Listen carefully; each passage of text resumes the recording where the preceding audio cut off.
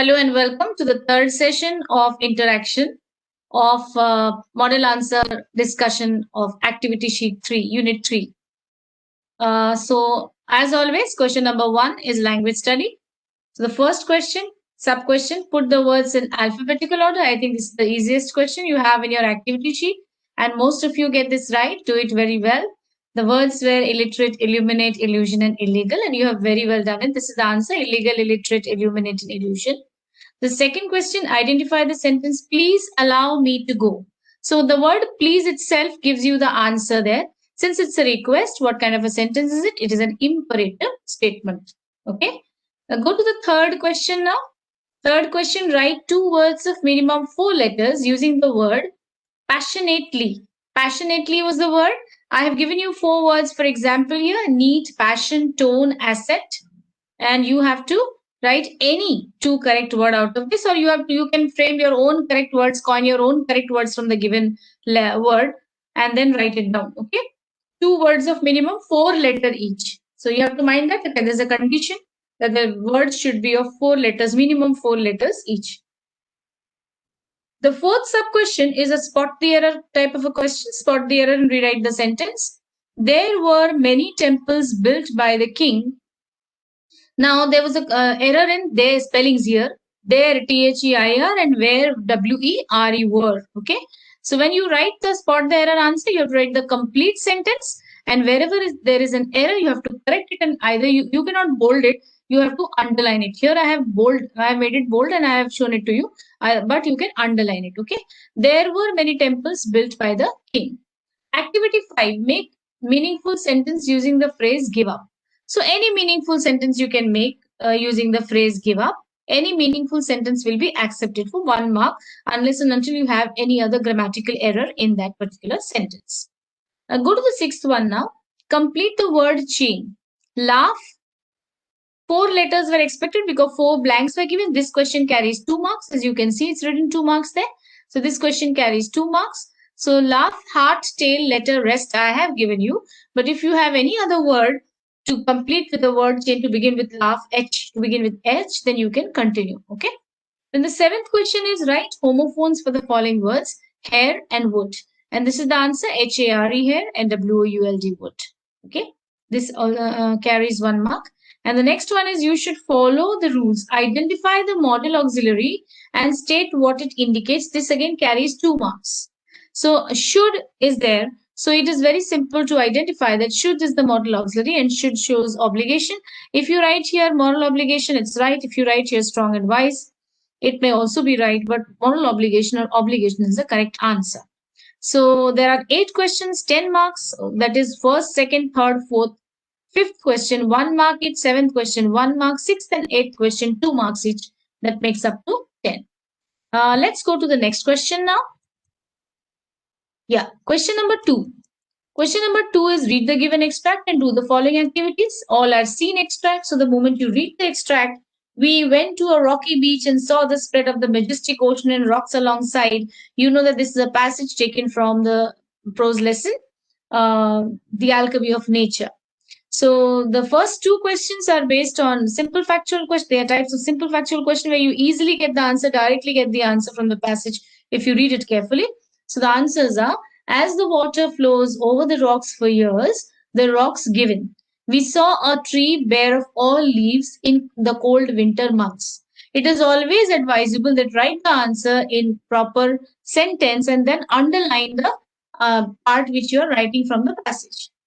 Second question is, state 2 things in nature from the passage and write about what values do they teach. Now, this is a passage which contains, there are many aspects of nature, of beautiful creatures from nature, those who teach you something. So, value of life you had to write. I have given 4, you have to write any 2.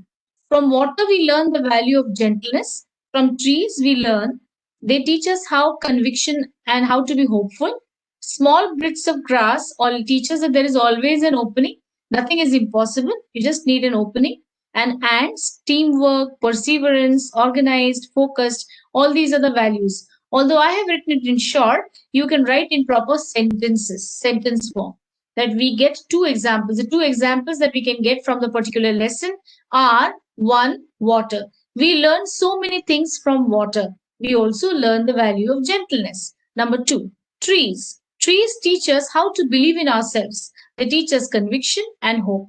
Okay. So this is how also you can reframe and write the sentences, but any 2 points will be accepted for 2 marks. Now activity 3 is match the pairs. So match the words with their meanings.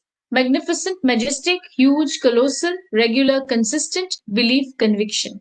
Okay. So these are the answers given. Now let's go to question number 4. This is a proper grammar question. We thought its chapter was over. Now usually for a clause, you start looking for a subordinator in the line, in the sentence. But here in this sentence, you may not find a subordinator. When you do not find a subordinator, try to ask the question what after the main clause. You won't need a subordinator when you get the answer. When you say we thought its chapter was over, we thought what? That its chapter was over. So you get to the hidden subordinator that.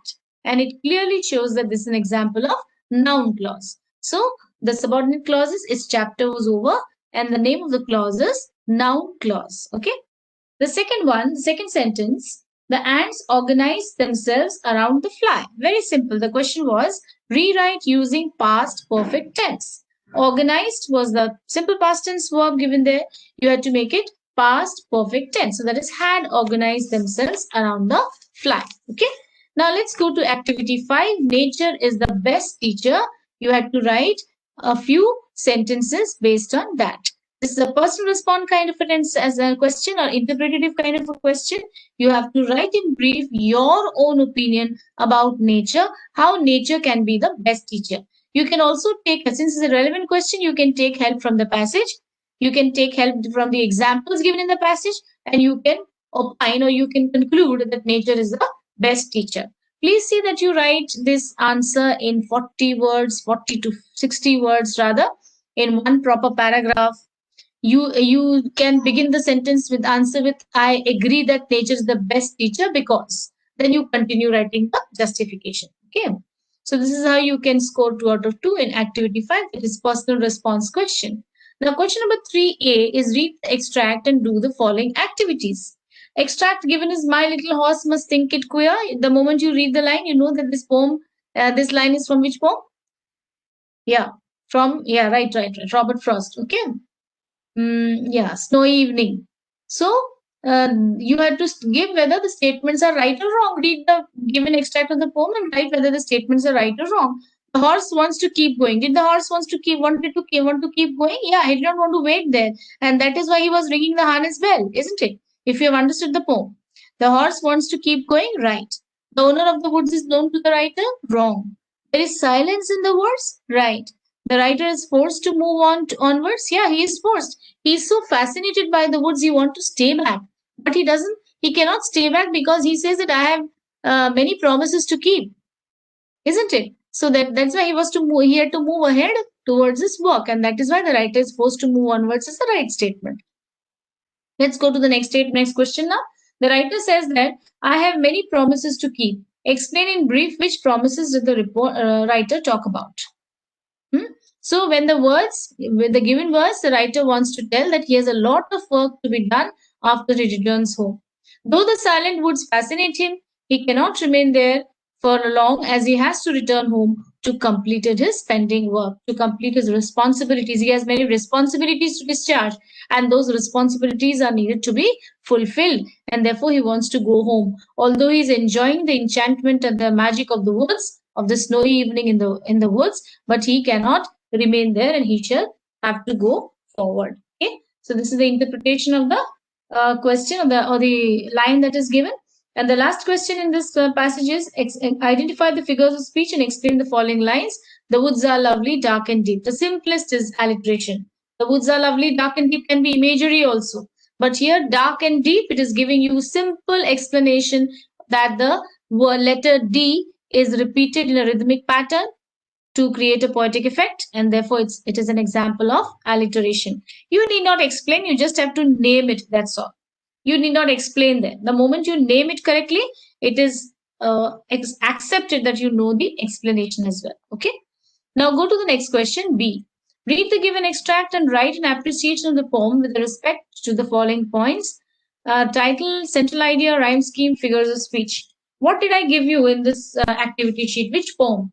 If you can keep your head when all about you are losing this and blaming it on you. On purpose, I did not give you the name of the poet and the poem in the given stanza, in the given activity sheet. I think that by now you should have memorized the name of the poet and the title of the poem. So the title is If, the poet is Rudyard Kipling. This is the pattern you are going to use, children, while you write it in your activity sheets, final paper. In the first language English, students are not expected to write like this. They are expected to write in a paragraph form. Since you belong to the third language, semi English, those students who are offering English third language, they will be writing the appreciation in this tabular form. Title: If, poet Rudyard Kipling. Theme or central idea: it is an advice from the father to a son. He advises that success comes from self control, true sense of value of things. Rhyming words or rhyme scheme, different rhyme scheme for first two stanzas, A, B, C, and A, B, C, D for the rest of the stanzas. You have to be very specific because we are talking about the rhyme scheme of the complete poem, okay? And figures of speech, alliteration and antithesis. For example, if you can meet with triumph and disaster, I have given you an alliteration and antithesis. If you find some other line which you can easily explain or easily name as a figure of speech, you can use that, okay? So this is how you're going to write a summary. And let me tell you, if you write it in this manner, if you present your summary in this manner, you can get full 5 on 5 for this particular question. Okay. Now let's go to question number 4. Write the summary of the following extract and suggest a suitable title. In the last two videos also, I had told you how to write a summary. Yet I find that you still have problems with writing a summary. Students of English third do have problem writing a summary. What did I tell you? First, find out the key points. Now, I have given you a passage of say about 8 to 10 lines, 12, 11 lines rather. 11 lines means it's almost 100 words. And you have to shorten it and reduce it into 30 or 35 words. So you're not expected to take each and every line from the passage, but you have to take the keywords from the passage. For example, earthquake, natural calamity, seismograph, okay, tsunamis. Okay, so these are all the things that you can get from the race across. That is the actually this spelling is wrong here. Should have been race across the sea. So some lines with proper key points I have taken from the passage itself, from the extract itself. Here the spelling of damage has gone wrong, children. This typo error, please check DAMAGE. So earthquake is a natural calamity. It causes a great damage to life and property. It is measured by seismograph. This is a key point in the passage which you have to take, which is a small device line shown on a strip of paper. These lines are recorded according to the severity of the movements. Many earthquakes happen under the sea. They are called as tsunamis. They race across the sea with very high speed and cause enormous damage through surging of waves, storms, and heavy floods. Thus, earthquake is very dangerous and causes great disaster. So from the last word disaster, I have taken the word disastrous earthquake. Okay. You can even write there earthquake or great disaster. Like that also you can take any title. So this is how you can write the summary of the passage of any passage that is given, because non-textual passage will be given. You will be expected to write a summary of the non-textual passage.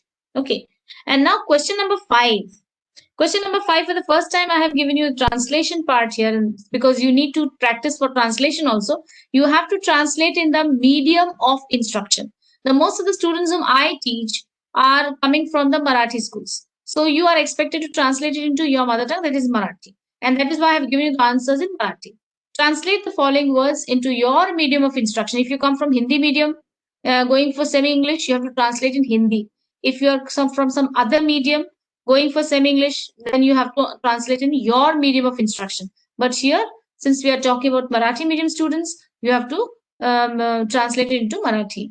Peace, Shantata, habit, savai, local, sthanik, group, gut, meditate, dhyan, necessary, avashyak. Now let me tell you, these words may be textual or non-textual. You have to prepare for all kinds of words that you use regularly around you, or the words given in the glossary section of your textbooks. Okay. So this is how you're going to get this question for 2 marks. There are going to be 6 words you have to solve any 4, you have to translate any 4, but I would advise you to go for this question without any option. It will be better if you solve all the 6. Okay, write the translation for all the 6. Similarly, for question number B also, translate the following sentences into your medium of instruction. Every problem has a solution. प्रत्येक समस्येवर तोडगा आहे. You can also write उपाय आहे, because you can sometimes the meanings may in Marathi it may be a different word. The meaning in English may change. It may be different word. Only you have to keep in mind one thing, that the meaning of the original sentence should not change. Every problem has a solution. समस्या आणि तोडगा आलंच पाहिजे. It has to come. Okay. Every problem has a solution, that it has to come. You please, one warning, do not literally translate any particular sentence from English to Marathi or any other language. When you go for literal translation, the meaning is bound to change. Okay. So first understand in English. Understand the meaning of the English sentence and then go for a Marathi translation or for any other language translation. My favorite color is pink. Maza avadta rang gulabi hai. This is the answer in Marathi. Regular study is the key to success. Niyamit abhyas ha yeshachi gurukilli ahe. You may write it in some other form also in Marathi, but the meaning should not change. Water is life, save it, pani he jivan hai, te vasva, pani vasva, current he jivan hai. This is also the way how you can write. Okay. Only thing is that you should not go, you should not change the meaning of the original sentence. Now the next is translate the proverb in Marathi. Proverbs given where there is a will, there is a way.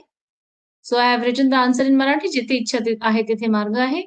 You can also change it. Jethe ichha tethe marga. Like that also you can write. And the second one was, we should always respect our elders. You had to translate it into Marathi. So this translation question has, for the first time I've given you for practice, but this is going to be a very, very inseparable part of your activity sheet. For 5 marks, this is expected. And A contains 6 words, out of which you have to do any 4. B contains 4 sentences, out of which you have to do any 2. And C contains 2 sentences, 2 proverbs or adages or maxims or slogans or quotations in Marathi, in English, and you have to translate it into Marathi. So here you have to do any 1. But I would always advise you to go for this complete question without any option. Solve the complete question. Question number A, all the words. Question number B, all the sentences. And question number C also, both the proverbs that are given. To be on the safer side, you can score full 5 out of 5 in this particular question. Okay. So I hope that I'm very, very clear in the interaction session of the third activity sheet.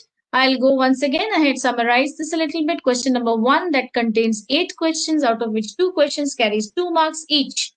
I have given you the answers. You can check your answers with your activity sheet and your own answer sheets and see that you have scored 1 mark each for 1 first to 4th, first to 5th, and 6th question and 8th question carries 2 marks.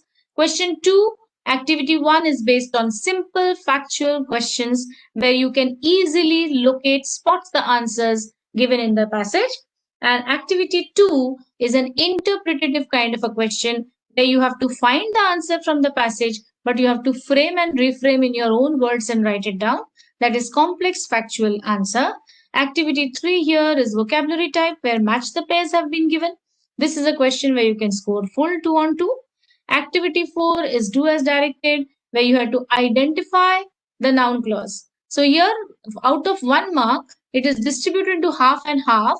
If you underline the subordinate clause correctly, you get half a mark. And if you name the subordinate clause correctly, you get half a mark. And that becomes 1. But if you are not able to underline the subordinate clause and you are just naming it correctly, you may end up getting a 0. Because your previous concept is not evaluated when you do not underline or identify the subordinate clause properly. Okay. Then the next one was very simple. It was based on tense. Everybody knows how to change the tense, So you get full marks there. Then personal response. I told you how to write a personal response question better. How to write the answers correctly. How many words should be involved in writing those answers in order to get 2 out of 2. And question number 3. Read the given extract. It is also based on the given extract. A small extract from the poem is given. Sometimes a complete poem is given. Sometimes an extract is given. So you have to just go for it. Activity 1 is based again on simple factual. The answers are directly given there, right or wrong. You have to go, understand, and read, understand, and write the answers. Please write these statements first, then write wrong and right. Even if you're asked for true, false, agree, disagree, please say that you write the statements first and then you write whether the answer is right or wrong. Then activity 2 is interpretative type. Meaning will be asked, or one phrase is given, and you will be asked to explain the phrase, like here it has been given. So you should know the central idea or the theme of the poem. And the last question is based on poetic device. You will be asked either rhyming words or rhyme scheme or figures of speech. You have to be prepared for all. Question number 3B is based on appreciation of the poem. I have given the question, I have given you the answer as well. This is how you are supposed to present the appreciation of the poem in a proper tabular manner, tabular form. Then question number 4 is summary based question. I have already explained you how to write a summary and what to write a summary. What title should you give to a summary and how should you give it?